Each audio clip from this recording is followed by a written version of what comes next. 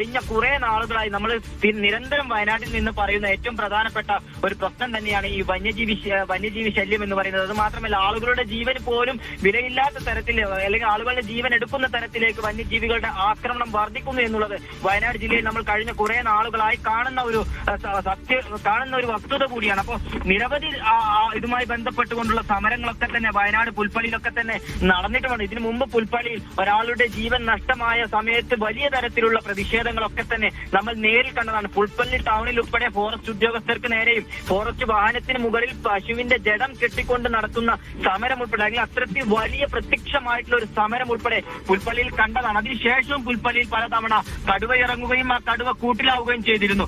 ഇപ്പോഴിതാ മറ്റൊരിടത്ത് പുൽപ്പള്ളി ചെത്തിമറ്റം എന്ന് പറയുന്ന പ്രദേശത്ത് വീണ്ടും ഒരു കടുവയുടെ ആക്രമണം ഉണ്ടായിരിക്കുന്നു. ഇത് വനത്തിനോട് ചേർന്ന ഒരു പ്രദേശമായതിനാൽ നിരന്തരം ഈ പറയുന്ന വനംവകുപ്പിന്റെ ഭാഗത്ത് നിന്ന് ജാഗ്രതാ നിർദ്ദേശമൊക്കെ തന്നെ നൽകുന്നുണ്ടെങ്കിലും വിറക് ശേഖരിക്കാൻ പോയപ്പോൾ ഇത്തരത്തിലൊരു അപകടം ഉണ്ടായി എന്നുള്ളതാണ് നമുക്ക് പ്രാഥമികമായി ലഭിക്കുന്ന ഒരു വിവരം.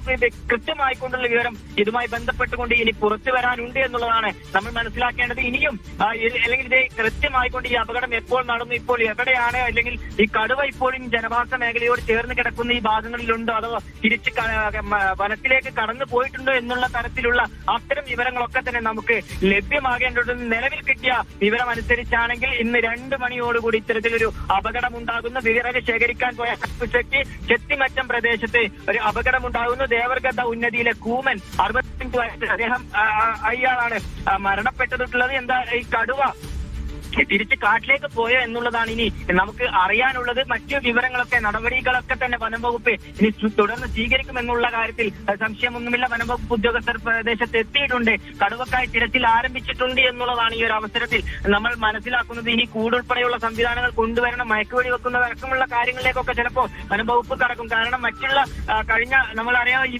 പച്ചിലക്കാട് ഭാഗത്ത് കടുവ ഇറങ്ങിയപ്പോൾ ആദ്യഘട്ടത്തിൽ കൂട് വെക്കുന്ന അല്ലെങ്കിൽ കടുവയെ കാട്ടിലേക്ക് തുരത്താനുള്ള നടപടികളൊക്കെ തന്നെയായിരുന്നു ആദ്യഘട്ടത്തിൽ സ്വീകരിച്ചത്.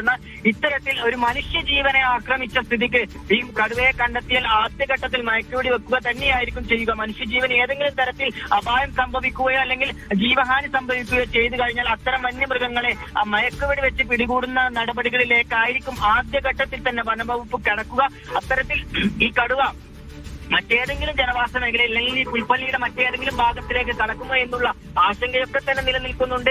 ഈ ഭാഗത്തൊക്കെ തന്നെ ജനങ്ങളോട് കൂടുതൽ ജാഗ്രത വകുപ്പ് നിർദ്ദേശിച്ചിട്ടുണ്ട്. ജോലിക്ക് പോയ ആളുകളോടൊക്കെ തന്നെ തിരിച്ചു വരുന്നതിന് വേണ്ടി ജോലിക്ക് പോയ ആളുകളോട് തിരിച്ചു വരുന്നതിന് വേണ്ടി വനംവകുപ്പ് നിർദ്ദേശം കൊടുത്തിട്ടുണ്ട്. ഒറ്റപ്പെട്ട ഇടങ്ങളിൽ ആരെങ്കിലും ഉണ്ടെങ്കിൽ അവർ തിരിച്ച് വീട്ടിലേക്ക് തന്നെ വരണം എന്നുള്ള കാര്യത്തിലൊക്കെ കൃത്യമായിക്കൊണ്ടുള്ള നിർദ്ദേശം നൽകിയിട്ടുണ്ട്. കൂടുതൽ സേനയെ ഉപയോഗിച്ചുകൊണ്ട് RRT സംഘങ്ങളെയും ഉൾപ്പെടെ ഉപയോഗിച്ചുകൊണ്ടുള്ള ഒരു തെരച്ചിലായിരിക്കും ഇനി ആ കടുവക്കായി നടത്തുക എന്നുള്ളതാണ് നമ്മൾ മനസ്സിലാക്കുന്നത്. പുഴയോരത്ത് വെച്ച് കടുവ പിടിച്ച് കാട്ടിലേക്ക് വലിച്ചേച്ച് കൊണ്ടുപോയി എന്നുള്ളതാണ് അവിടെ നിന്നുള്ള വിവരം നമുക്ക് ലഭ്യമാകുന്നത്. പ്രദേശവാസികൾ നമ്മോട് പങ്കുവെച്ചത് അത്തരം കാര്യങ്ങളാണ്. അപ്പം ഇനിയുള്ള മണിക്കൂറുകൾ നിർണായകമാണ്. അത് ഏറ്റവും പ്രധാനമായി കടുവ എവിടെയുണ്ട് എന്നുള്ളത് കണ്ടുപിടിക്കേണ്ടത് അത്യാവശ്യമായി നിൽക്കുന്ന ഒരു സാഹചര്യത്തിലൂടെയാണ് കടന്നു പോകുന്നത്. ഒരു ജീവൻ നഷ്ടപ്പെട്ട സ്ഥിതിക്ക് കൂടുതൽ ജാഗ്രത ഈ ഭാഗത്ത് പാലിക്കണം എന്നുള്ളത് തന്നെയാണ് ഇപ്പോൾ വനംവകുപ്പ് അറിയിച്ചിരിക്കുന്നത്. വരും മണിക്കൂറുകളിൽ ഈ കടുവയെ കണ്ടെത്തുക എന്നുള്ളത് തന്നെയാണ് ഏറ്റവും നിർണായകമായ കാര്യം. മറ്റൊരു പക്ഷേ ഇനി കടുവ തിരിച്ച് കാട്ടിലേക്ക് തന്നെ പോയിട്ടുണ്ടെങ്കിൽ വീണ്ടും ജനവാസ മേഖലയിലേക്ക് എത്താനുള്ള ഒരു സാധ്യതയും ഈ ഒരവസരത്തിൽ തള്ളിക്കളയാൻ കഴിയില്ല. അതുകൊണ്ട് പൂർണ്ണ സജ്ജമായിക്കൊണ്ടുള്ള വനംവകുപ്പിന്റെ ഒരു ടീം തന്നെയായിരിക്കും കടുവയെ കണ്ടെത്തുന്നതിന് വേണ്ടിയിട്ടുള്ള. വയനാട് പുൽപ്പള്ളിയിലാണ് കടുവ ആക്രമണത്തിൽ ഒരാൾ കൊല്ലപ്പെട്ടത്. കാപ്പിസിറ്റ് ചെട്ടിപ്പറ്റ് പ്രദേശത്താണ് സംഭവം. ദേവർഗത ഉന്നതിയിലെ കൂമനാണ് 65 വയസ്സുള്ള കൂമനാണ് കൊല്ലപ്പെട്ടത്. പുഴയോരത്ത് നിന്ന് കടുവ കൂമനെ പിടികൂടി കാട്ടിലേക്ക് വലിച്ചിഴച്ചു കൊണ്ട് പോവുകയായിരുന്നു. ഫൈസൽ നെടുമ്പാലയാണ് വിവരങ്ങൾ നൽകിക്കൊണ്ടിരിക്കുന്നത്. കഴിഞ്ഞ കുറച്ച് ദിവസങ്ങളായി വയനാടിന്റെ വിവിധ മേഖലകളിൽ ഈ കടുവയുടെ ആക്രമണങ്ങൾ ഉണ്ടായിരുന്നു. കഴിഞ്ഞ ദിവസം ജനവാസ മേഖലയിൽ ഇറങ്ങിയ കടുവയെ കാട്ടിലേക്ക് വനവകുപ്പ് കയറ്റിവിടുകയായിരുന്നു കഴിഞ്ഞ ദിവസങ്ങളിലൊക്കെ സംഭവിച്ചത്. അപ്പോൾ വലിയ തരത്തിലുള്ള ഒരു നിരീക്ഷണം വനവകുപ്പിന്റെ ഭാഗത്ത് നിന്ന് ഈ മേഖലകളിലൊക്കെ ഉണ്ടായിരുന്നു.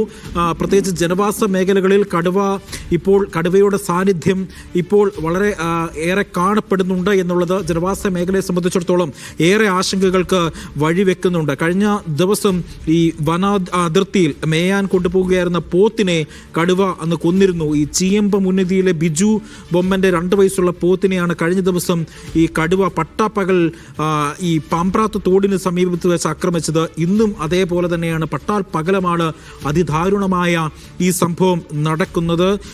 വലിയ തലത്തിൽ നിരീക്ഷണ സംവിധാനങ്ങളൊക്കെ RRTയുടെ ഭാഗത്ത് നിന്ന് ജനവാസ മേഖലയിൽ ഉണ്ട്. പക്ഷേ ഇപ്പോൾ സംഭവിച്ചിരിക്കുന്നത് അതിദാരുണമായ സംഭവം പുൽപ്പള്ളിയിൽ ഉണ്ടായിരിക്കുന്നു. ദേവർഗദ്ദ ഉന്നതിയിലെ കൂമനാണ് കടുവ ആക്രമണത്തിൽ കൊല്ലപ്പെടുന്നത്. ഫൈസൽ നെടുമ്പാലയാണ് വിവരങ്ങൾ നൽകിക്കൊണ്ടിരിക്കുന്നത്. ഫൈസലിന് കൂടുതൽ വിവരങ്ങൾ എടുക്കേണ്ടതുണ്ട്. ഇന്ന് ഉച്ചയോടുകൂടിയാണ് ഈ മരണവാർത്ത പുറം ലോകം അറിയുന്നത്. ഏതായാലും എപ്പോഴാണ് ഇത് സംഭവിച്ചത് എന്ന് നമുക്ക് ഇനിയും കൃത്യമായിട്ടുള്ള വിവരങ്ങളൊക്കെ തന്നെയും ലഭിക്കേണ്ടതുണ്ട്. പുഴയോരത്ത് നിന്ന് കടുവ പിടികൂടി കാട്ടിലേക്ക് വലിച്ചിഴിച്ചു കൊണ്ടുപോകുകയായിരുന്നു എന്നുള്ളതാണ് ഏറ്റവും പ്രധാനമായും എടുത്തു പറയേണ്ടത്. പുഴയുടെ സമീപത്തായി IC ബാലകൃഷ്ണൻ MLA നമുക്കൊപ്പം ഈ ഘട്ടത്തിലുണ്ട്. MLA, ഈ സംഭവം എപ്പോഴായിരുന്നു നടന്നത്? അങ്ങയുടെ ശ്രദ്ധയിൽ എപ്പോഴാണ് വരുന്നത്? അവിടെ നിന്ന് കൂടുതൽ വിവരങ്ങൾ എന്താണ്? ഞാൻ കുറച്ചു മുമ്പാണ് അതിന്റെ വിവരം അറിഞ്ഞത്. ഞാൻ ശബരിമല യാത്രയിലാണ്. അപ്പൊ ഞാൻ ഈ വിഷയം അറിഞ്ഞപ്പോ തന്നെ അവിടുത്തെ ജനപ്രതിനിധികളും അതോടൊപ്പം തന്നെ ഫോറസ്റ്റ് ഉദ്യോഗസ്ഥന്മാരായിട്ട് സംസാരിച്ചു. അവർ സംസാരിച്ച് പറയാൻ കഴിഞ്ഞത് ഒരു 1.5 മണിക്കൂർ മുമ്പാണ് സംഭവിച്ചത്. ഇത് ദേവരഗത്ത കോളനിയിൽ നിന്നും വിറകെടുക്കാൻ വേണ്ടി ഫോറസ്റ്റിന്റെ അകത്തോട്ട് പോയതെന്നാണ് പറയുന്നത്. അതിന് വ്യക്തമായൊരു വിവരം ലഭിച്ചിട്ടില്ല. പക്ഷേ ഒരു പട്ടികവർഗമായ ആളെയാണ് കടുവ ആക്രമിച്ച് കൊലപ്പെടുത്തിയത്. അപ്പൊ അതിന്റെ അകത്ത് ബോഡി പുറത്തോട്ട് കൊണ്ടുവന്നിട്ടുണ്ട് എന്നുള്ളതാണ് അറിയാൻ കഴിഞ്ഞത്. നാട്ടുകാരും അതേപോലെ കോളനി നിവാസികളും ഫോറസ്റ്റ് ഉദ്യോഗസ്ഥന്മാർ ഫോളോ അപ്പ് ചെയ്ത് ബോഡി പുറത്തോട്ട് കൊണ്ടുവന്നിട്ടുണ്ട്. ഒരു വളരെ ഗൗരവമായ വിഷയം തന്നെയാണിത്. കടുവയുടെ വളരെ ഗൗരവമായ ഒരു വിഷയം തന്നെയാണ്. ഈ ജനവാസ മേഖലയിൽ ഇപ്പോൾ കടുവ സാന്നിധ്യം വളരെ പതിവായിരിക്കുകയാണ് വയനാട്. അതെ, ഏതാണ്ട് ഒരു 6-7 മാസം ഒരു വർഷമായിട്ട് കടുവിന്റെ സാന്നിധ്യം ഇല്ലായിരുന്നു. ഇപ്പൊ വീണ്ടും സീസണായി കടുവ പുറത്തോട്ട് വരുന്നൊരു സാഹചര്യം ഉണ്ടായിക്കൊണ്ടിരിക്കുകയാണ്. അപ്പൊ നമ്മൾ നേരത്തെ പറഞ്ഞു, ഇതൊക്കെ കരുതലോട് കൂടിയുള്ള മുന്നൊരുക്കങ്ങൾ നടത്തേണ്ടതുണ്ട്. മാത്രമല്ല ഇതോടൊപ്പം തന്നെ ഫോറസ്റ്റ് അകത്തോട്ട് കടുവയുടെ സീസൺ എന്ന് പറയുന്ന സംവിധാനം ഫോറസ്റ്റ് ഉദ്യോഗസ്ഥന്മാർക്ക് വ്യക്തമായിട്ട് അറിയാം. ഇത് അവരോട് വനത്തിന്റെ അകത്തോട്ട് പോകരുത് എന്നുള്ള രൂപത്തിൽ നിർദ്ദേശം കൊടുക്കാൻ വേണ്ടി നേരത്തെ ഡയറക്ഷൻ കൊടുത്തതാണ്. പക്ഷെ ഇത് പാലിക്കപ്പെട്ടില്ല എന്നുള്ളതാണ്. അതുകൊണ്ട് ഗവൺമെന്റ് ശക്തമായിട്ട് ഇടപെടേണ്ടതുണ്ട്. മാത്രമല്ല ആ ബോഡി പോസ്റ്റ്മോർട്ടം ചെയ്യാൻ കൊണ്ടുപോകണമെങ്കിൽ കലക്ടറോ അല്ലെങ്കിൽ അതുമായി ബന്ധപ്പെടുന്ന വൈൽഡ് ലൈഫ് വാർഡനോ അവിടെ ചെല്ലണം എന്നുള്ളതാണ് ഡിമാൻഡ്. ഞാൻ സ്ഥലത്തില്ലേ, ശബരിമല യാത്രയിൽ മറ്റു ജനപ്രതിനിധികളോടൊക്കെ ഞാൻ ഈ വിഷയം സംസാരിച്ചിട്ടുണ്ട്. ഹലോ, കേൾക്കുന്നുണ്ട് അല്ലേ? അതുകൊണ്ട് വളരെ ഗൗരവത്തില് ഗവൺമെന്റും ഡിപ്പാർട്ട്മെന്റും ജില്ലാ ഭരണകൂടവും ഈ കാര്യത്തില് ഇടപെടേണ്ടതുണ്ട്. ശരി.